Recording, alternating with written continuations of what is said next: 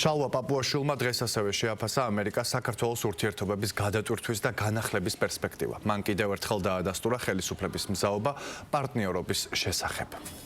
დღეს ჩვენ შეგვიძლია ძალიან წელგამართულად ვისაუბროთ მათ შორის ჩვენს ამერიკელ კოლეგებთან და ვისაუბროთ იმაზე, რომ ჩვენ გვაქვს ჩვენი ინტერესები და ამ ურთიერთობებში რა თქმა უნდა შევდივართ ჩვენი ეროვნული ინტერესებით.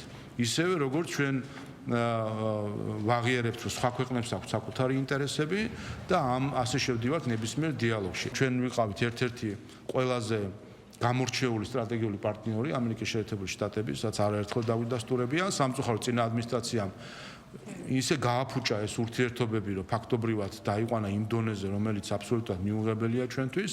ახალ ადმინისტრაციას აქვს რა თქმა უნდა შესაძლებლობა, რომ ეს გამოსწორდეს. ჩვენ ამისთვის ვართ მზად და ერთ-ერთი მთავარი ინდიკატორი, რაც ჩვენ ასევე დავასახელეთ, არის სტრატეგიული პარტნიორობის, ახალი სტრატეგიული პარტნიორობის ჩამოყალიბება.